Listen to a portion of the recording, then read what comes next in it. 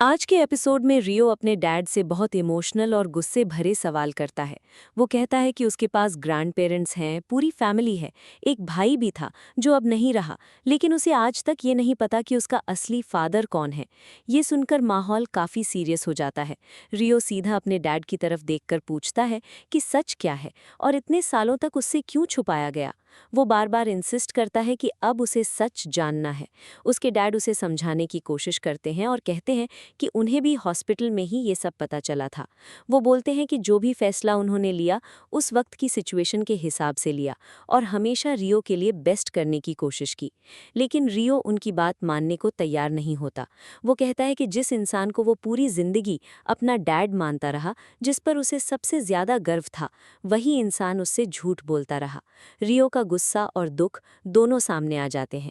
वो याद करता है कि कैसी वो सबसे कहता था कि उसका डैड दुनिया का बेस्ट डैड है। अब उसे लग रहा होता है कि उसकी पूरी जिंदगी एक झूठ थी। उसका ट्रस्ट टूट चुका होता है और वो सीधा बोल देता है कि वो अब उन पर बिल्कुल ट्रस्ट नहीं करता। ये सुनकर उसके डैड भी इमोशनल हो जाते हैं, लेकिन उस वक्त रियो किसी की बात सुनने के मूड में नहीं होता। उसके बाद सीन सीधा वेडिंग फंक्शन की तरफ शिफ्ट हो जाता है, जहां सब लोग मिहिर और तुलसी की सेरेमनी का इंतजार कर रहे होते हैं। सब लोग एक्साइटेड होते हैं और ब्राइड के रेडी होने का वेट करते हुए मजाक भी कर रहे होते हैं। तभी तुलसी एंट्री लेती है और सब उसकी तारीफ करने लगते हैं। सबको लगता है कि तुलसी बहुत खूबसूरत लग रही है। फैमिली मेंबर्स भी खुश नजर आते हैं और एटमॉस्फेयर काफी लाइट हो जाता है। मिहिर भी रेडी होता है और सब उसकी भी तारीफ करते हैं। इसी बीच सनी और गरिमा भी फंक्शन में पहुंच जाते हैं। गरिमा बताती है कि ट्रैफिक की वजह से उन्हें लेट हो गया। सब उन्हें जल्दी अंदर ले जाते हैं क्योंकि वरमाला सेरेमनी स्टार्ट होने वाली होती है। फिर होस्ट अनाउंस करता है कि अब ब्राइड और ग्रूम एक दूसरे को वरमाला पहनाएंगे। सब लोग एक्साइटेड हो जाते हैं। तुलसी फूलों की वरमाला लेकर रेडी होती है और मिहिर के सामने आती है। जैसे ही तुलसी मिहिर को वरमाला पहनाने लगती है, फैमिली वाले मजाक में मिहिर को झुकने से मना कर देते हैं। तब मिहिर एक इमोशनल और स्वीट लाइन बोलता है। वो कहता है कि दुनिया में कोई भी ऐसा नहीं है जिसके सामने मिहिर वीरानी अपना सर झुकाए, सिवाय तुलसी वीरानी के। ये सुनकर सब लोग क्लैप करने लगते हैं और काफी खुश हो जाते हैं। मिहिर फिर हैप्पीली तुलसी के सामने झुकता है और तुलसी उसे वरमाला पहना देती है। उसके बाद मिहिर भी तुलसी को वरमाला पहनाता है और दोनों की केमिस्ट्री देखकर फैमिली और भी इमोशनल हो जाती है। सेरेमनी के दौरान मिहिर और तुलसी पुरानी बातें याद करते हैं। दोनों एक दूसरे से मजाक करते हुए अपनी शादी और सालों के रिलेशनशिप की बात करते हैं।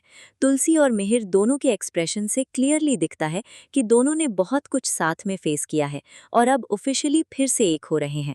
फैमिली भी उन दोनों के लिए जेन्युइनली हैप्पी होती है। उसके बाद सब लोग फैमिली फोटो के लिए स्टेज पर आते हैं। फोटोग्राफर सबको अरेंज करता है और फैमिली वाले भी मजाक करते रहते हैं। किसी को ब्राइड साइड में खड़े होना है तो कोई ग्रूम साइड में जाता है। एटमॉस्फेयर पूरा फन और सेलिब्रेशन वाला होता है। इसी बीच कुछ सस्पिशियस लोग भी फंक्शन में घूम रहे होते हैं। वो लोग एक लड़की की फोटो देखकर उसे आइडेंटिफाई करने की कोशिश करते हैं। वो बात करते हैं कि रानविजय ने ऑर्डर दिया है कि मौका मिलते ही उस लड़की को किडनैप करना है। दोनों क्रिमिनल्स क्वाइटली फंक्शन ऑब्जर्व करते रहते हैं। फंक्शन आगे बढ़ता है और शू हाइडिंग रिचुअल स्टार्ट होता है। ब्राइड साइड के बच्चे और फैमिली मेंबर्स मिहिर के शूज छुपा देते हैं। सब मिलकर मिहिर से पैसे मांगने लगते हैं। मिहिर मजाक में बोलता है कि उसकी साइड में तो कोई है ही नहीं जो शूज ढूंढ सके। सब लोग उसकी पॉकेट खाली करवाने में लग जाते हैं। तुलसी भी इस बार बच्चों का साइड लेती है और मिहिर को पैसे देने के लिए बोलती है। मिहिर प्रिटेंड करता है कि उसके पास कुछ नहीं है, लेकिन फिर सबके प्रेशर में आकर पैसे निकाल देता है। फैमिली वाले बहुत इंजॉय करते हैं और एटमॉस्फेयर काफी चेयरफुल हो जाता है। इसी बीच एक छोटा बच्चा अपनी मॉम से हाइड एंड सीक खेलने की परमिशन मांगता है। उसकी मॉम उसे केयरफुल रहने को बोलती है और ज्यादा दूर न जाने की वार्निंग भी देती है। बच्चा हैप्पीली गेम खेलने चला जाता है। इधर वेडिंग रिचुअल्स कंटिन्यू होते रहते हैं और मिहिर फैमिली को गिफ्ट्स के बारे में बताता है। वो कहता है कि उसने बा और बापूजी को शांति निकेतन वापस गिफ्ट किया है और ब्लाइंड स्कूल के बच्चों की 1 साल की फीस भी पे की है। सब उसकी तारीफ करते हैं। फिर तुलसी मजाक में कहती है कि उसने मिहिर से शादी करके उसकी मदर को सबसे बड़ा गिफ्ट दिया है। मिहिर ये सुनकर इमोशनल और हैप्पी दोनों हो जाता है। उधर हाइड एंड सीक खेलते वक्त बच्चे अलग अलग जगह भाग रहे होते हैं। तभी कुछ किडनैपर्स सीक्रेटली एक बच्चे को पकड़ लेते हैं और उसे गाड़ी में ले जाते हैं। उन्हें लगता होता है कि वो गरिमा को किडनैप कर रहे हैं। दूसरी तरफ वेडिंग में रिचुअल्स कंटिन्यू होते हैं और किसी को कुछ पता नहीं होता। कन्यादान का रिचुअल स्टार्ट होता है और आंट को बुलाया जाता है। वो इमोशनल हो जाती हैं और पुरानी बातें याद करने लगती हैं। उन्हें याद आता है कि कैसे पहले तुलसी और मिहिर के रिलेशनशिप को लेकर फैमिली में टेंशन हुआ करती थी और नोएना का नाम भी सामने आया था। ये सब याद करके वो थोड़ी इमोशनल हो जाती हैं, लेकिन फिर रिचुअल कंप्लीट करती हैं। उसके बाद गठबंधन का रिचुअल होता है और फैमिली वाले एक्साइटमेंट के साथ उसमें पार्टिसिपेट करते हैं। साथ ही किडनैपर्स एक वेयरहाउस पहुंचकर अपने बॉस को कॉल करते हैं और बोलते हैं कि काम हो गया। उनके हिसाब से गरिमा अब उनके कंट्रोल में होती है। वो लोग बोलते हैं कि लड़की को सेफली वेयरहाउस ले आए हैं और अब आगे का प्लान डिस्कस करते हैं। वेडिंग वेन्यू पर एक छोटी बच्ची अपनी मॉम के पास आकर बोलती है कि सनी नहीं मिल रहा। पहले सबको लगता है कि वो आसपास ही होगा, क्योंकि बच्चे हाइड एंड सीक खेल रहे थे। लेकिन धीरे धीरे टेंशन बढ़ने लगती है जब सनी कहीं नहीं मिलता। सब उसे ढूंढने लगते हैं। इसी बीच परी को रानविजय का फोन आता है। रानविजय उससे पूछता है कि क्या उसने उसकी आवाज पहचानी। फिर वो सीधा बोलता है कि उसने परी की डॉटर गरिमा को किडनैप कर लिया है और अगर वो अपनी बेटी को वापस चाहती है तो उसे तुरंत 10 करोड़ लेकर आना होगा। परी शॉक हो जाती है और रानविजय पर चिल्लाती है, लेकिन रानविजय उसे चुप रहने को बोलता है और थ्रेटन करता है कि अगर पुलिस को इन्वॉल्व किया तो प्रॉब्लम और बढ़ जाएगी। वो बोलता है कि उसके आदमियों ने गरिमा को किडनैप कर लिया है और अगर परी को यकीन नहीं तो आसपास देख ले। परी पैनिक में आ जाती है। इधर फैमिली सनी को ढूंढने में लगी होती है और किसी को एग्जैक्ट सिचुएशन का आइडिया नहीं होता। थोड़ी देर बाद परी को समझ आता है कि किडनैपर्स ने गलती से गरिमा की जगह सनी को किडनैप कर लिया है। वो और भी ज्यादा डिस्टर्ब हो जाती है, क्योंकि एक इनोसेंट बच्चा इस सब में फंस गया होता है। परी अजय को सब सच बता देती है।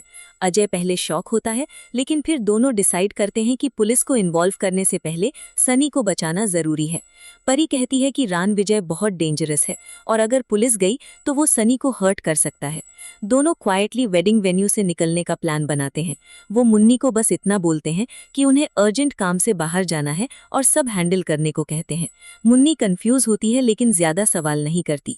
परी और अजय जल्दी से उस लोकेशन पर पहुंच जाते हैं जो रानविजय ने भेजी होती है। वेयरहाउस पहुंचकर दोनों सनी को आवाज लगाते हैं और रानविजय को बाहर आने के लिए बोलते हैं। तभी रानविजय सामने आ जाता है और गुस्से में पूछता है कि परी अकेली क्यों नहीं आई। अजय उस पर अटैक करने की कोशिश करता है, लेकिन रानविजय उसे रोक देता है और थ्रेटन करता है कि अगर स्मार्टनेस दिखाई तो सनी को नुकसान होगा। फिर परी रानविजय को बताती है कि उसके आदमियों ने गलती कर दी है। गरिमा सेफ है और उन्होंने सनी को किडनैप किया है, जो अजय का बेटा है। यह सुनकर रानविजय अपने आदमियों पर गुस्सा करता है। किडनैपर्स एक्सप्लेन करते हैं कि उन्हें कंफ्यूजन हो गया था। सिचुएशन और टेंस हो जाती है, लेकिन रानविजय फिर भी पैसों की डिमांड नहीं छोड़ता। वो कहता है कि बच्चा बदल गया है, लेकिन अमाउंट नहीं बदला। उसे अब भी 10 करोड़ चाहिए। अजय अपने बेटे के लिए परेशान होता है और रानविजय को वार्निंग देता है कि अगर सनी को कुछ हुआ तो वो उसे नहीं छोड़ेगा। लेकिन रानविजय बिल्कुल काम रहता है और कहता है कि सनी को सिर्फ परी ही बचा सकती है। परी बार बार रिक्वेस्ट करती है कि सनी को छोड़ दे, क्योंकि वो एक छोटा बच्चा है और उसकी कोई गलती नहीं है। वो रानविजय से माफी भी मांगती है और इमोशनल होकर प्लीड करती है, लेकिन रानविजय उसकी हेल्पलेसनेस एंजॉय करता है और बोलता है कि उसे पैसे ज्यादा पसंद है। परी कॉन्टिन्यूअसली सनी को बचाने की कोशिश करती रहती है। तभी सिचुएशन और अग्रेसिव हो जाती है। रानविजय परी को फोर्सफुली पकड़ने की कोशिश करता है और अजय उसे रोकने जाता है। दोनों के बीच स्ट्रगल स्टार्ट हो जाता है और माहौल कंप्लीटली आउट ऑफ कंट्रोल हो जाता है। फिर अचानक सब कुछ बदल जाता है। सीन डायरेक्टली पुलिस स्टेशन और लीगल एक्शन की तरफ शिफ्ट हो जाता है, जहां पुलिस अनाउंस करती है कि परिधि विरानी को रानविजय के मर्डर के चार्ज में अरेस्ट किया गया है। पुलिस कहती है कि केस रजिस्टर हो चुका है और अब कोर्ट डिसाइड करेगा कि आगे क्या होगा। ये सुनकर सब लोग शॉक में आ जाते हैं।